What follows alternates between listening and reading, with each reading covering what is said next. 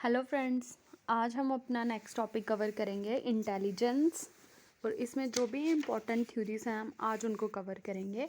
और अगर आपको ये वीडियो अच्छी लगेगी तो वीडियो को लाइक करना और चैनल को सब्सक्राइब करना और वीडियो को शेयर भी करना, ठीक है। तो चलो अब हम अपना टॉपिक स्टार्ट करते हैं। सबसे पहले ये जो मैं टॉपिक करवा रही हूँ आपको, ये 12th की एनसीईआरटी है जहाँ से मैं ये करवा रही हूँ। आगे मैंने इसके नोट्स भी दिए हैं, बट इधर से पढ़ना ना थोड़ा ईजी हो जाता है। तो ये तो मैं आपको करवाऊँगी, बट ये देखो साथ साथ में ऐसे अब जैसे एक क्वेश्चन आया था इस बारी नेट में आया था कि अरेंज करनी थी हमें हार्वर्ड गार्डनर की थ्योरी स्टेजेस, ठीक है। तो अगर हमने ये बुक देखी होती तो हमारा ये क्वेश्चन इजीली हो जाता। देखो इधर इन्होंने अरेंज करके दी है। पहले लिंग्विस्टिक है, फिर logical, mathematical, spatial, musical, bodily kinetics, interpersonal, intrapersonal और नेचुरलिस्टिक। कभी कभी बुक की हेल्प से बहुत सारे क्वेश्चन सॉल्व हो जाते हैं, ठीक है। पर चलो इसको आप एक बारी खुद देख लेना, ये एनसीईआरटी की है 12th की। और मैं डायरेक्ट शॉर्टकट नोट्स पे ही आती हूँ, ठीक है। सबसे पहले आ गया इंटेलिजेंस। इंटेलिजेंस क्या होती है, ठीक है। अगर हम एक ऐसे नॉर्मल डेफिनेशन की बात करें तो इंटेलिजेंस क्या होती है कि हमारी पावर होती है कि हम कैसे चीज़ों को परसीव करते हैं, लर्न करते हैं, अंडरस्टैंड करते हैं, चीज़ों को जानते हैं, ठीक है। ये क्या है, एक सिंपल डेफिनेशन है इंटेलिजेंस की। सबसे पहले आपकी इंटेलिजेंस पे किसने बात की थी? अल्फ्रेड बिने ने बात की थी। वो क्या थे? वो एक पहले साइकोलॉजिस्ट थे जिन्होंने इंटेलिजेंस पे काम किया था। उन्होंने क्या डिफ़ाइन किया था कि इंटेलिजेंस एबिलिटी है हमारी क्या करने की, जज well, understand well and reason well. Please writing पे मत जाना, ये मैंने ऐसे रफ नोट्स बनाए थे, बट ये मतलब इसमें सिर्फ इंपॉर्टेंट पॉइंट्स है इसलिए मैं इसी से करवा रही हूँ। फिर दूसरे जो कौन थे हमारे साइकोलॉजिस्ट जिन्होंने इंटेलिजेंस पे बात की थी, वो बैचलर थे, ठीक है। इन्होंने क्या बोला कि इंटेलिजेंस क्या है, उन्होंने इंटेलिजेंस को किस टर्म में डिफ़ाइन किया, उस फंक्शनैलिटी की टर्म में, ठीक है। उन्होंने बोला कि इंटेलिजेंस सिर्फ रीज़न या अंडरस्टैंड करने की बात नहीं है, बट हम कैसे इन्वायरमेंट को अडॉप्ट करते हैं, ठीक है। वो क्या हमारी इंटेलिजेंस है। उन्होंने बोला intelligence is a global an aggregate capacity of an individual to think rationally, act purposefully and deal effectively with their environment, ठीक है। उसके बाद एक चीज़ मैंने इधर नहीं करी है, वो मैं आपको यहाँ से करवाती हूँ, ठीक है। उसके बाद आगे आपके उसके बाद किसने इंटेलिजेंस पे बात की थी, तो वो थे आपके गार्डनर एंड स्टनबर्ग, ठीक है। इन्होंने ये सजेस्ट किया कि इंटेलिजेंट इंडिविजुअल सिर्फ चीज़ों को अडॉप्ट नहीं करेगा इन्वायरमेंट से, बट वो एक्टिवली मॉडिफाई करेगा और शेप करेगा, ठीक है, इन्वायरमेंट को भी और इन्वायरमेंट से भी। फिर आ गई आपकी थ्योरीज ऑफ इंटेलिजेंस। तो ये क्या है, दो मतलब डिफरेंट टाइप्स की, टू टाइप्स की हैं, जिसमें पहली क्या आ गई, साइकोमेट्रिक अप्रोच आ गई और एक इंफॉर्मेशन प्रोसेसिंग अप्रोच आ गई। जो साइकोमेट्रिक अप्रोच है वो क्या कंसीडर करती है कि जो इंटेलिजेंस है वो क्या है, एक एग्रीगेट है एबिलिटीज़ का। एग्रीगेट मतलब कि जैसे हम बहुत सारी एबिलिटीज़ को कंपाइल कर देते हैं तो उसको हम क्या बोलते हैं, एग्रीगेट बोलते हैं, एग्रीगेट ऑफ एबिलिटीज़। इसमें क्या होता है कि it express the individual performance in term of a single index of cognitive ability, ठीक है। कि जो भी सारी एबिलिटीज़ हैं उसको मिक्स करके एक सिंगल हमारे पास स्कोर आता है, तो वो किसके अकॉर्डिंग है, साइकोमेट्रिक अप्रोच के अकॉर्डिंग है। फिर आगे information processing approach. Information processing क्या बोलती है कि ये क्या डिस्क्राइब करती है कि जो एक इंटेलिजेंट इंडिविजुअल है या कोई भी इंडिविजुअल है, वो कैसे रीज़न कर रहा है और प्रॉब्लम सॉल्व कर रहा है, उसका प्रोसेस क्या है, ठीक है। तो वो क्या आ गया आपकी इंफॉर्मेशन प्रोसेसिंग अप्रोच। अब आपको ये भी पता होनी चाहिए कि कौन सी साइकोमेट्रिक अप्रोच पे आपकी थ्योरीज डिपेंड करती हैं और कौन सी आपकी इंफॉर्मेशन प्रोसेसिंग अप्रोच पे डिपेंड करती हैं। अब आ गया उसके बाद हमारा कि उसके बाद हम सीधा इधर आ जाते हैं अल्फ्रेड बिने पे, ठीक है। अब आप इसको आगे शॉर्टकट नोट्स में भी पढ़ सकते हो, जो मैंने इधर सिंगल ये इतना सा करा हुआ है, देखो, ठीक है। इतने में इधर से ही करवा देती हूँ। बुक वाली एक बारी आप रीड आउट कर लेना उसको। सबसे पहले जो अल्फ्रेड बिने थे, इन्होंने सबसे पहले किस पे बात की थी, आपके इंटेलिजेंस पे सबसे पहले इन्होंने ही बात की थी। और इन्होंने क्या बोला था कि इंटेलिजेंस को किस टर्म में इन्होंने डिफाइन किया था, मेंटल ऑपरेशंस की टर्म में, ठीक है, in term of mental operations. और इनके अकॉर्डिंग इंटेलिजेंस क्या है कि एक जो इन्होंने क्या किया अपनी सिंपल अपनी थ्योरी में क्या किया, इन्होंने जो मोर इंटेलिजेंट इंडिविजुअल था उसको लेस इंटेलिजेंट इंडिविजुअल से डिफरेंशिएट किया। और इनकी थ्योरी को हम क्या बोलते हैं, यूनिफैक्टर थ्योरी भी बोलते हैं और वन फैक्टर थ्योरी भी बोलते हैं, ठीक है। और सॉल्विंग एनी और एवरी प्रॉब्लम, इन्होंने क्या बोला, one similar set of ability होता है, उसी से हम कोई भी प्रॉब्लम हो, कैसी भी प्रॉब्लम हो, वो सॉल्व करते हैं, ठीक है। तो इनके लिए इतना ही है। बट जब डिस्प्यूट कब आने लगे, जब साइकोलॉजिस्ट ने स्टार्ट किया डाटा को एनालाइज करना इनके टेस्ट के थ्रू, तो तब क्या हो गया, डिस्प्यूट आने लगे और इनकी मतलब क्या बोलते हैं, क्रिटिसाइज होने लगे ये थोड़े थोड़े, ठीक है। सेकेंड आ गई थ्योरी आपकी जो चार्ल्स स्पेयरमैन ने दी है, वो कब दी थी, 1927, डेट्स भी याद रख लेना। ये पॉइंटर है किसके, फैक्टर एनालिसिस के। स्पेयरमैन रैंक को रिलेशन कोफिशेंट पे इन्होंने दिया है, और इन्होंने क्या बताया कि जो इंटेलिजेंस है, अब जो जो पॉइंट मैं पहले वो कर रही हूँ ना, आउटलाइन कर रही हूँ, यही आप देखते रहना। अब जो इंटेलिजेंस है उसको इन्होंने दो पार्ट में डिवाइड किया, G factor and S factor. G के आगे जनरल फैक्टर जो हर एक इंडिविजुअल में प्रेजेंट होते हैं, और एस फैक्टर के आगे कुछ स्पेसिफिक फैक्टर, जैसे कि आ गया कोई सिंगर है, जनरल फैक्टर तो सब में प्रेजेंट होंगे, बट वो एक स्पेसिफिक फैक्टर उसमें होगा जो कि बाकियों में नहीं होगा, जो कि उसको सिंगर बना रहा है। जैसे सिंगर हो गया, कोई म्यूजिशियन हो गया, कोई क्रिकेटर हो गया, कोई एक्टर हो गया, ठीक है। तो ये स्पेसिफिक फैक्टर आ गए। अब जो क्वेश्चन देखो नेट में भी आया था, बट गेट में उस टाइप के क्वेश्चन नहीं पूछते हैं। गेट में आपको मेन किस टाइप के क्वेश्चन पूछते हैं कि आपको, अगर आप एक थ्योरी पढ़ रहे हो, आपको उसका सब पता होना चाहिए, क्योंकि जब आपको वो MSQ देंगे, मल्टीपल सिलेक्शन वाले क्वेश्चन देंगे, तो आपको उसके बारे में सब पता होना चाहिए, नहीं तो वो क्वेश्चन सिंपल बड़े आराम से गलत हो जाएगा आपका।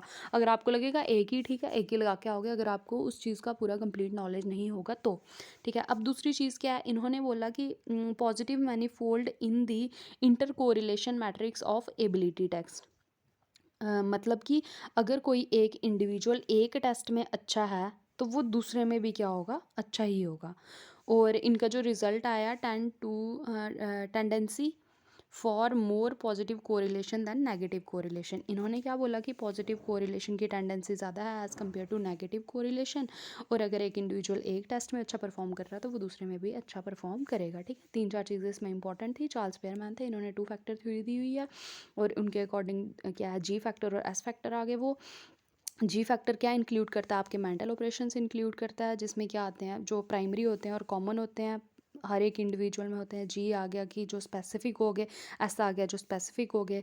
और इन्होंने क्या बोला कि अगर एक इंडिविजुअल एक टेस्ट में अच्छा करेगा, तो वो दूसरे में भी अच्छा करेगा। और पॉजिटिव मैनीफोल्ड बताया इन्होंने, जो इंटर कोरिलेशन था इसके, इनके मतलब जो टेस्ट में। और इन पॉजिटिव मैनीफोल्ड क्या आ गया, मतलब कि अगर जो हमारे पॉजिटिव कोरिलेशन है वो ज़्यादा है as compare to negative correlation, ठीक है। और डेट इसकी 1927 है। फिर आ गया उसके बाद आपका नेक्स्ट थ्योरी आ गई आपकी प्राइमरी मेंटल एबिलिटीज़। ये आप बुक में भी देख सकते हो, ये इधर भी है, इधर से भी पढ़ सकते हो इसको आप। ये देखो, theory of primary mental abilities, ठीक है। इसको एक बार रीड आउट कर लेना। अब आ गया, मैं इधर से करवा रही हूँ इसको, theory of primary mental abilities. तो ये कितनी थ्योरीज थी आपकी, मतलब इस थ्योरी में इन्होंने क्या बोला था कि जो ये 7 थ्योरीज हैं, ये किस पे बेस करती थी, सबसे पहले ये जो स्पेयरमैन की, और इम्पॉर्टेंट, सबसे इम्पॉर्टेंट बात कि जो चार्ल्स स्पेयरमैन थे, उन्होंने जो आपका साइकोमेट्रिक अप्रोच लगाई थी, जो स्टैटिस्टिकल मेथड यूज़ किया था, वो क्या था, फैक्टर एनालिसिस, इसलिए वो फैक्टर एनालिसिस के पॉइंटर भी थे।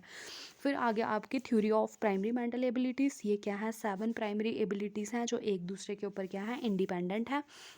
फिर आ गया, ये किसने दी है, आपकी लुइस थर्स्टोन ने दी है, 1938 में दी है।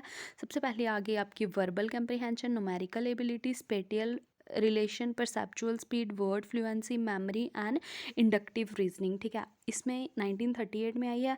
इसमें क्या है कि रिस्ट्रिक्ट किया था इन्होंने हिट्रोजेनिटी इन सैम्पल, और यूज़ क्या किया था, फैक्टर एनालिसिस, क्योंकि ये किस थ्योरी के बाद बनी थी, या किस थ्योरी पे बेस थी, किस थ्योरी को फॉलो कर रही थी, वो थी टू फैक्टर थ्योरी स्पेयरमैन की।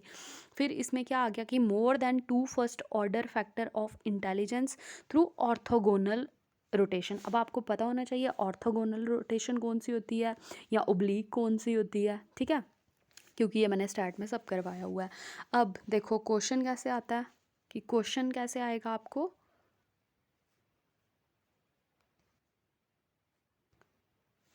सॉरी, क्वेश्चन कैसे पूछेंगे कि स्टेजेस को अरेंज करो। अब हमने पढ़ी होगी बुक के अकॉर्डिंग कि ये हैं स्टेजेस, बट स्टेजेस ऐसे अरेंज नहीं होंगी। सबसे, ये देखो मैंने साइड पे दिया हुआ है, सबसे पहले क्या आएगा आपका वर्बल कंप्रीहेंशन, सेकंड नंबर पे आएगी आपकी वर्ड फ्लुएंसी, थर्ड पे आएगी आपकी न्यूमेरिकल एबिलिटी, फिर आएगा आपका मेमोरी, फिर आएगी आपके परसेप्चुअल स्पीड, फिर आएगी आपकी इंडक्टिव रीजनिंग, और लास्ट में आएगी आपकी स्पेटियल रिलेशंस, ठीक है। ये है आपकी इनकी अरेंजमेंट ऑफ स्टेजेस, ठीक है। फिर आ गई उसके बाद आपकी fourth theory, hierarchy model of intelligence. अब देखो ये किसने दिया, आर्थर जेंसन ने दिया है, और इसका ईयर मैंने नहीं लिखा है, शायद से आप बुक पे देख लेना, बुक पे भी इसका ईयर मेंशन नहीं है, ठीक है।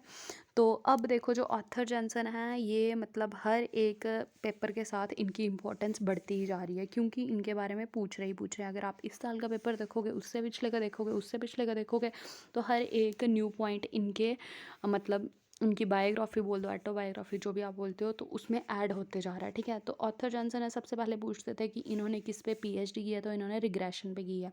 फिर एक बार उन्होंने पूछा था कि इनका जो रिग्रेशन की जो इन्होंने पीएचडी किया वो किसको सपोर्ट करती है, तो वो सपोर्ट करती है relation racial difference of intelligence, ठीक है। फिर उसके बाद जो 80 to 90% of variance in intelligence है is explained by genetic factor according to author Jensen. और इन्होंने क्या बोला है, पर्सनालिटी एंड इंडिविजुअल डिफरेंस पे बात की है, और इंटरब्रीडिंग डिप्रेशन पे भी इन्होंने बात की है। ये सब आपका आर्थर जैनसन के बारे में था। अगर आप ये पढ़ के गए होते तो आपका एक क्वेश्चन ठीक हो जाता इस बारी के नेट में।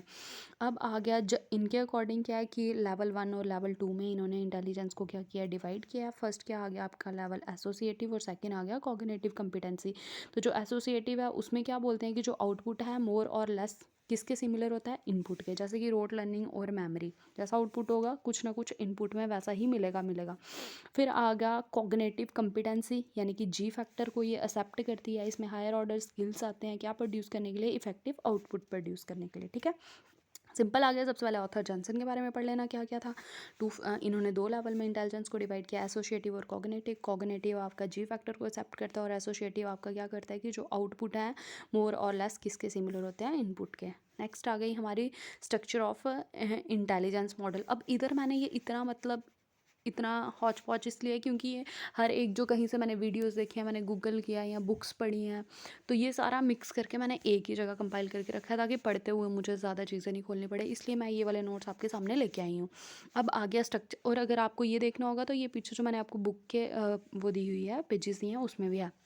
स्ट्रक्चर ऑफ इंटेलिजेंस मॉडल क्या आ गया आपका कि ये किसने दिया है आपको, जेपी गिलफोर्ड ने दिया, 1968 में दिया। डेट्स याद रख लेना। इनके अकॉर्डिंग क्या है कि जो इंटेलेक्चुअल ट्रेड्स हैं वो 3 पार्ट में डिवाइड हैं, ऑपरेशंस, कंटेंट एंड प्रोडक्ट। जो ऑपरेशंस है वो फर्दर डिवाइड है 6 में, कंटेंट आपके 5 में, और प्रोडक्ट आपके 6 में। क्वेश्चन कैसे पूछते हैं, प्रोडक्ट को अरेंज करके बताओ, कंटेंट को अरेंज करके बताओ, ऑपरेशन को अरेंज करके बताओ, या कुछ 4 दे देंगे और आपको बोल देंगे सेलेक्ट करने के लिए कौन से प्रोडक्ट हैं, कौन से कंटेंट है और कौन से ऑपरेशंस है। तो इसके कंटेंट, ऑपरेशन, प्रोडक्ट आपके बिल्कुल टिप्स पे होने चाहिए, कौन सा पहले है कौन से बाद में, ये भी पूरा पता होना चाहिए, ठीक है। अब आ गया उसके बाद कि ऑपरेशंस में आ गए सबसे पहले cognition, memory recording, retention, divergent production, convergent production and evaluation, ठीक है। अब अगर आपको इसको मेमोरी ट्रिक्स चाहिए तो ये आप खुद से भी लगा सकते हो, कुछ भी लगा सकते हो, ठीक है। सबसे पहले जैसे कॉग्निशन होगी तो मेमोरी को हम क्या करेंगे, रिकॉर्ड करेंगे तो रिटेंशन होगी, मतलब यूज़ करने के लिए हम निकाल लेंगे। फिर अगर हमारे पास मेमोरी होगी तो हम डाइवर्जेंट प्रोडक्शन करेंगे, कन्वर्जेंट प्रोडक्शन भी करेंगे, और लास्ट में इवैल्यूएशन करेंगे। ऐसे कुछ भी आप कहानी बना के इसको लर्न कर सकते हो। फिर आ गया उसके बाद आपके कंटेंट में आ गया आपके visual, auditory, symbolic, semantic, behavioural, ठीक है। फिर आ गया आपका सबसे ज़्यादा जिसमें से क्वेश्चन आता है प्रोडक्ट। तो इसकी अरेंजमेंट तो बहुत बारी पूछते हैं, unit, class, relation, system, transformation, implication, ठीक है। अब और क्या क्वेश्चन आता है इसमें से कि जो ऑपरेशन है इसका क्या मतलब, the act of thinking. Content आ गया the term in which we think and relate. Product आ गया the idea come up with, जो लास्ट में हमें मिलता है, ठीक है। फिर उसके बाद आगे इसका एक और इम्पॉर्टेंट पॉइंट ये रहा, देखो 120 देन एक्सपेंडेड टू 150 लेटर। पहले जो इसके यूनिट और इसके ये प्रोडक्ट थे ये कितने सेल होते थे, 120 होते थे, फिर 150 हुए, बट आजकल कितने हैं, 150 हैं। अब सेल कैसे हो गए, 6 × 5 × 6 कितने हो गए, 180 सेल्स हो गए, यानी कि इतनी एबिलिटीज़ हैं। ईच सेल है 1 फैक्टर, और हर एक सेल में 1 फैक्टर है, ठीक है। द डाइवर्जेंट, अब एक पॉइंट ऊपर भी लिखा है मैंने, इसको भी पढ़ लेते हैं। The divergent production couple with a content and a product created 24 possibility that Guilford level collectively as divergent thinking, बोला था जैसे। और सिंपल सी बात, सबसे पहले गिलफोर्ड ने किस पे बात की थी, डाइवर्जेंट थिंकिंग पे। ऐसा नहीं हो सिंपल क्वेश्चन है आपको यही नहीं पता होगी, डाइवर्जेंट थिंकिंग पे बात की है, ठीक है। फिर आ गया उसके बाद, और गिलफोर्ड का हमें क्रिएटिविटी में मिलता है, आप क्रिएटिविटी की वीडियोस जाके चेक कर सकते हो।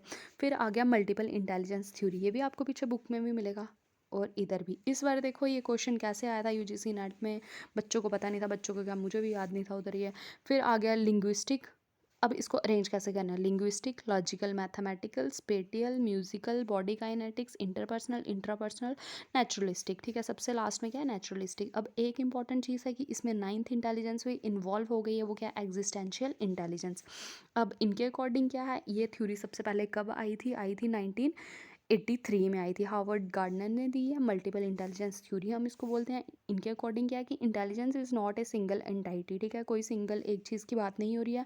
Intelligent are independent of each other, जितनी भी एबिलिटीज़ हैं वो एक दूसरे के ऊपर डिपेंड करती हैं, एक साथ काम करती हैं, तभी जाके एक इंडिविजुअल कुछ चीज़ प्रोड्यूस कर पाता है। स्टडी और इनकी थ्योरी में इन्होंने क्या किया था, एक्सट्रीमली टैलेंटेड पर्सन को किसने स्टडी किया था, हार्वर्ड गार्डनर ने किया था मल्टीपल इंटेलिजेंस थ्योरी में। ठीक है, ए टाइप ऑफ इंटेलिजेंस के बारे में इन्होंने बात की है कि ये जब एक साथ काम करती हैं तो हमें क्या मिलता है, एक सोल्यूशन मिलता है। ये रही वो 8 एबिलिटीज़ और ये 9th लेटेस्ट ऐड हुई है इसमें। ठीक है, फिर नेक्स्ट आ गया आपका triarchic theory of intelligence. Triarchic theory of intelligence किसने दी है आपको, अच्छा ये जो फेम्स ऑफ माइंड है एक बुक है, किसने दिया, हार्वर्ड गार्डनर ने दी है।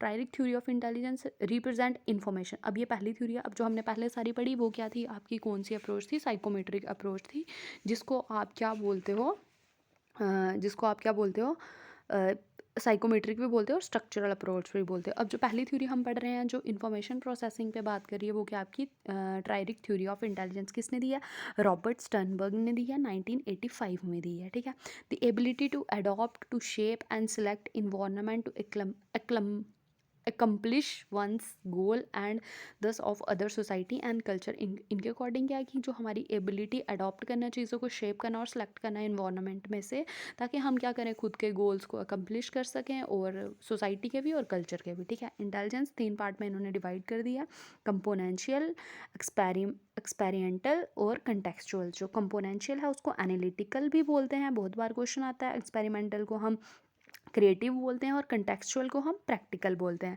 जो कंपोनेंशियल इंटेलिजेंस है ये क्या होती है कि एनालाइज करते हैं हम इंफॉर्मेशन को प्रॉब्लम सॉल्विंग के लिए, मतलब कंपोनेंशियल में प्रॉब्लम सॉल्व करेंगे, एक्सपेरिमेंटल में हम क्रिएटिविटी की बात करते हैं और कंटेक्चुअल में हम प्रैक्टिकल लाइफ की बात करते हैं। ठीक है, अब जो कंपोनेंशियल है ये आगे 3 पार्ट में डिवाइड है। सबसे पहला आपका क्या आ गया, नॉलेज एक्विजिशन, सेकंड मेटा और हायर ऑर्डर, थर्ड आ गया परफॉर्मेंस कंपोनेंट। नॉलेज एक्विजिशन क्या आ गया कि चीज़ों को हम कैसे एक्वायर कर रहे हैं, कैसे सीख रहे हैं। मेटा आ गया कि कंसर्निंग की प्लान करते हैं हम कि हमें क्या करना है और कैसे करना है। परफॉर्मेंस आ गई कि एक्चुअल में जब हम चीज़ें परफॉर्म करते हैं। ठीक है, और जो कंपोनेंशियल है इसमें हम क्या करते हैं कि क्रिएटिविटी की बात हो रही है तो हम क्या करते हैं कि पर्सन जो इस इंटेलिजेंस में हाई होता है वो क्या करता है, इंटीग्रेट करता है, मतलब इकट्ठे करता है सारे डिफरेंट एक्सपीरियंस उसकी लाइफ के और यूज़ करता है उसको किसके लिए, डिस्कवरीज के लिए और इनोवेशंस के लिए। और ये आ गई आपकी प्रैक्टिकल लाइफ की, कैसे आप डे टू डे जो आपकी डिमांड्स हैं या जो आपकी नीड्स हैं उनको कैसे फुलफ़िल कर रहे हो अपने इन्वायरमेंट से। ठीक है, तो ये आगे ये एक्सप्लेन किया है। फिर लास्ट आ गया आपका पास मॉडल, ये 1994 में आया है। किसने दिया है, इसका पास का मतलब क्या है, planning, attention, arousal, simultaneous and successive. ठीक है, ये दिया किसने है, JP Das, Jack Naglieri and Kirby, 1994 में।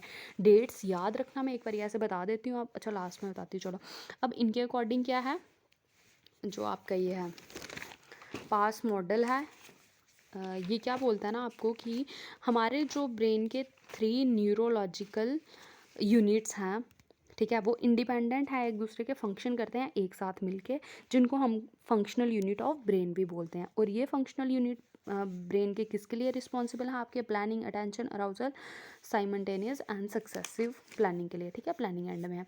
अब सबसे पहले आ गया कि जो आपका अटेंशन और अराउजल है वो किसके लिए रिस्पॉन्सिबल है, कि आप कैसे, अच्छा इधर मैंने किया है, इधर से बताती हूँ कि जो अटेंशन और अराउजल है ये किसके लिए मेन रिस्पॉन्सिबल है, कि आप कैसे स्टिमुलस को अटेंड कर रहे हो। ठीक है, साइमल्टेनियस आ गया एक साथ, सक्सेसिव आ गया सीरियल वाइज।